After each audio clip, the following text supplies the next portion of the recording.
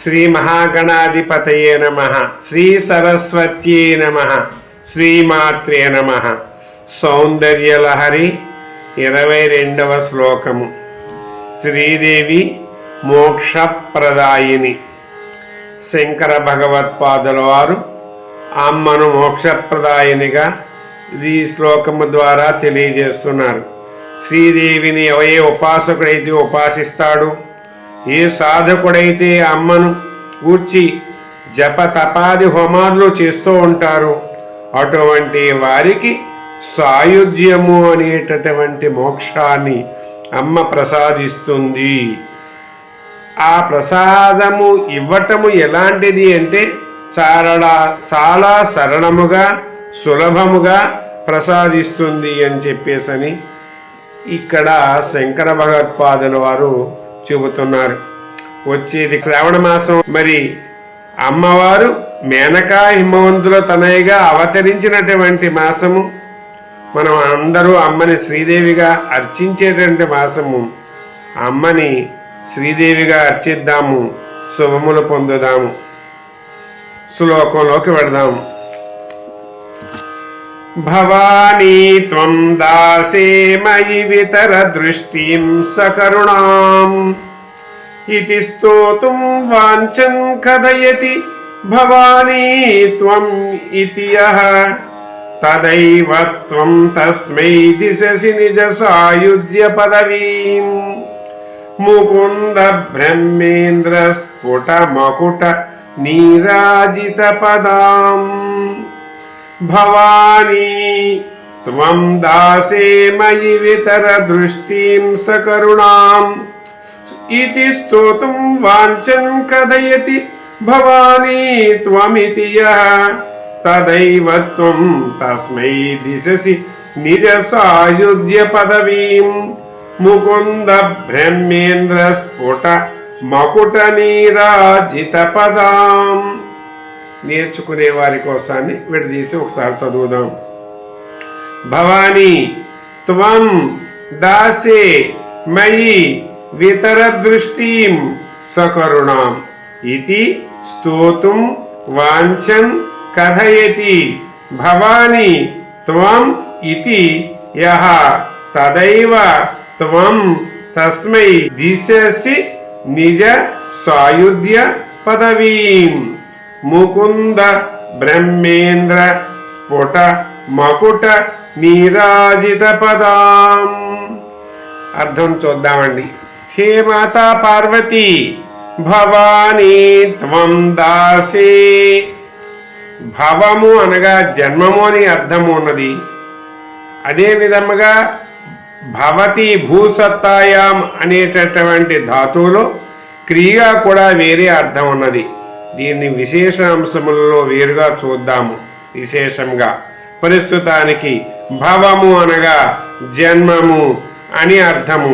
భవునికి రాణి అయినటువంటి ఓ తల్లి, మా జన్మములను మోక్షము వరకు తీసుకొని వెళ్ళు తల్లి అని చెప్పేసని శంకర భగవత్పాదుల వారు శివ సాయుధ్యాన్ని, భవానీ సాయుధ్యాన్ని కోరుకుంటూ ప్రార్థిస్తున్నటువంటి శ్లోకం. హే మాతా పార్వతీ, భవానీ త్వం దాసే. త్వం దాసే మయి, నీ దాసుడనైనటువంటి నాయందు. ఇది శంకర భగవత్పాదుల వారు చెబుతున్నారు. అమ్మా, నా యొక్క సాయుధ్యాన్ని ప్రసాదించవమ్మా అని శంకర భగవత్పాదుల వారి ప్రార్థిస్తూ మనని కూడా ఆ విధంగా ప్రార్థించమని ఈ శ్లోకము ద్వారా తెలియజేస్తున్నారు. సకరుణాం దృష్టిం వితర, దయతో కూడిన నీ వీక్షణమును ప్రసాదింపజేయి ఈ దాసున పైన, ఈ భక్తున పైన అని చెప్పేసి అడగటం.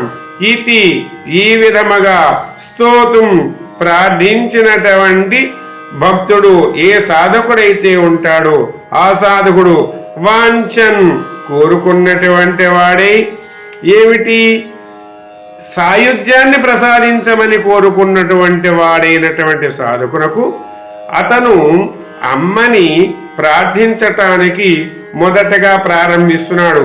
భవానీ త్వం అని ఈ శబ్దాన్ని అతను పలికే నాటికే అమ్మ ఆయునికి మోక్షాన్ని ప్రసాదిస్తోంది. అమ్మ ఆ విధమైనటువంటి దయామూర్తి అని చెప్పేసని ఇక్కడ విశేషంగా చెప్తున్నాడు. యహ ఏ సాధకుడైతే కథయతి పలుకుచున్నాడు ఏమని భవానీ త్వాం,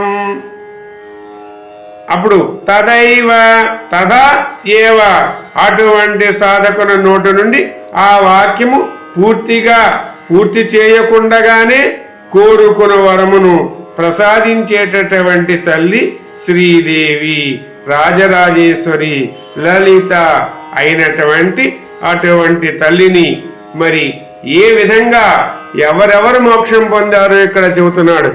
ముకుంద బ్రహ్మేంద్ర స్ఫుట మకుట నీరాజిత పదాం. అమ్మ నీ దయ వల్లే కదా ముకుంద విష్ణువు, బ్రహ్మగారు, ఇంద్ర ఇంద్రాది దేవతలు, స్ఫుట మకుట నీరాజిత పదాం నవరత్న కిరీటములు ధరించిన వారి యొక్క కిరీటములు తలలు నీ యొక్క పాదపీఠమునకు తాకిన వేళ నీ పాదపీఠమునకు హారతి ఇచ్చినట్లుగా ఆ కిరీటములలోని నవరత్న కాంతులు ప్రకాశించుచుండగా విరాజిల్లుచున్నాయి. అటువంటి వారికి నీవు నిరంతరము నీ పాదపీఠమును సేవించుకునేటటువంటి సాయుధ్యమును నిజ సాయుధ్య పదవీం, నీలో తాదాత్మ్యము చెందేటటువంటి నీలో ఐక్యమయ్యేటటువంటి వరమును దిశసి ప్రసాదించుచున్నావు తల్లి అని చెప్పేసని ఇక్కడ అర్థం చెప్పబడిందండి. ఇక భావం చూద్దామండి. హే మాతా పార్వతి, నీ దాసులమైన మాపై నీ దయను ప్రసాదింపచేయుము. ఈ భవబంధములను అంటే ఈ జన్మకు సంబంధించిన బంధముల నుండి ముక్తిని ప్రసాదించుము అని భక్తుడు సాధకుడు అమ్మయందు మనస్సును లగ్నము చేసి ప్రార్థించేటటువంటి సాధకుడు భవానీ త్వం దాసే మయి వితర దృష్టిం సకరుణాం అని పలికే లోపే అమ్మవారు ఆ వాక్యమును పూర్తి చేయకుండానే పూర్తిగా వినకుండానే ఆ భక్తునికి ఆ సాధకునికి ఆ కోరుకున్నటువంటి వరములను ప్రసాదిస్తుంది అని చెప్పేసని ఇక్కడ శంకర భగవత్పాదుల వారు తెలియజేస్తున్నారు. విష్ణువు బ్రహ్మ ఇంద్రాదులు తమ శిరస్సులను వంచి నీ చరణ పీఠమును ప్రార్థించు వేళ బంగారు కిరీటములలో నున్న నవరత్న కాంతులు నీ పాదములకు హారతులు ఇచ్చుచున్నట్లుగా ఉన్నది. వారికి నీవు నీతో తాదాత్మ్యము చెందు సాయుధ్యమును ప్రసాదించుచున్నావు అని చెప్పేసని ఇక్కడ తెలియజేస్తున్నారు.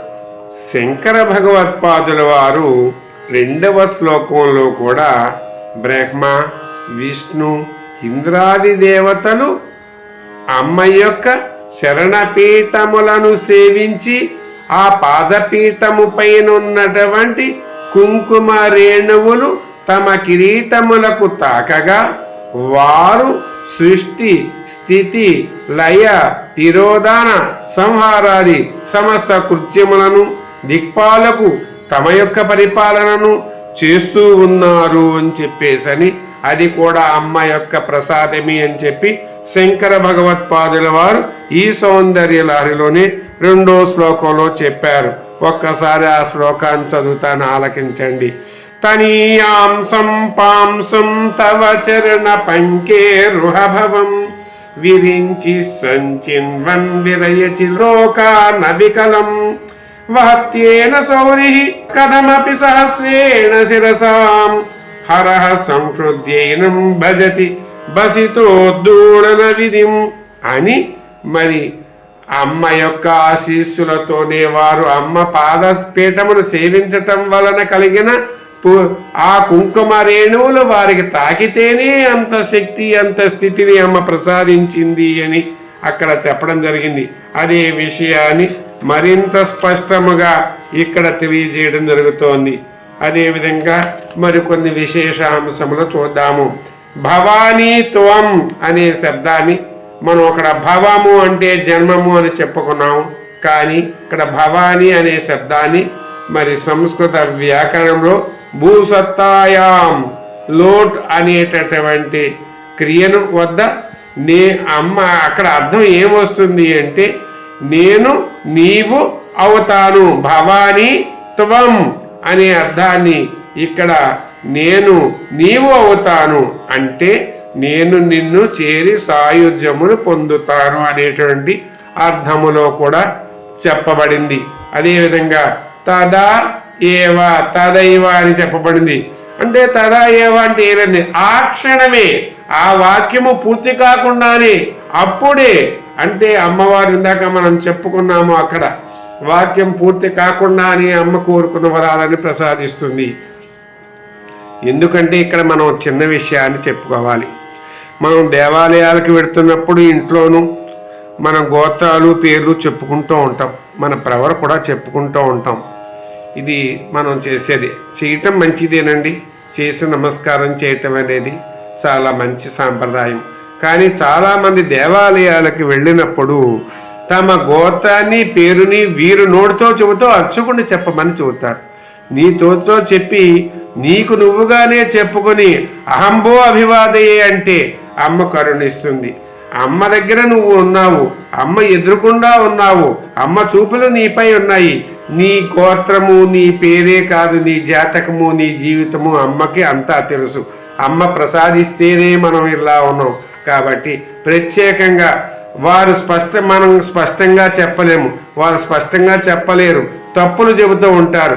అటువంటి విధానం నుంచి మరి మన గోత్రాన్ని, మన పేరును, మన ప్రవరను మనకు మనంగానే చెప్పుకోవటానికి సాధకులు ప్రయత్నం చేయవలసిందిగా మనవి చేస్తూ విషయంలోకి వెడదామండి. ఇక సాయుధ్యము, మోక్షము, ఇవి 4 రకాలండి. సాలోక్య, సారూప్య, సామీప్య, సాయుధ్యము. సాలోక్యము అంటే భగవంతుని యొక్క లోకాన్ని చేరటము. అక్కడ మనకు పుణ్యం అయిపోయిన తర్వాత తిరిగి భూమి మీద మనము జన్మ ఎత్తుతాము. సారూప్యము, ఇది విశిష్టాద్వైతుల యొక్క లక్ష్యము. స్వామివారి యొక్క భగవంతునితో సమాన రూపమును పొందుట, ఇది విశిష్టాద్వైతుల యొక్క ముఖ్య కోరిక, లక్ష్యము. అదేవిధంగా 3వది సామీప్యము, భగవత్ సన్నిధికి చేరుట, ఇది ద్వైత మతస్థుల యొక్క సిద్ధాంతము. ఇక సాయుధ్యము, భగవంతునిలో ఐక్యము పొందుట, ఇది అద్వైతుల యొక్క ముఖ్య లక్ష్యము, సాధనము. అన్ని ముక్తులలోనూ శ్రేష్టమైనది ఈ సాయుధ్యము అని చెప్పుకుంటూ మరి ఇదే విధమైనటువంటి అర్థాన్ని ఇచ్చేటువంటి నామాలు లలితా సహస్రంలో కూడా చాలా ఉన్నాయి. కరుణారస సాగర, సాంద్ర కరుణ, దయామూర్తి అని చెప్పి కొన్ని నామాలు అమ్మవారికి ఇక్కడ విశేషంగా చెప్పబడ్డాయి అని చెప్పుకుంటూ శ్రావణ లక్ష్ములు అందరికీ కూడా శుభాకాంక్షలు తెలుపుతూ అమ్మవారికి శ్రావణ మాసానికి రావలసిందిగా స్వాగతం పలుకుతూ సౌందర్యలహరి 22వ శ్లోకానికి మంగళాశాసనం చేసుకుందాము. స్వస్తి.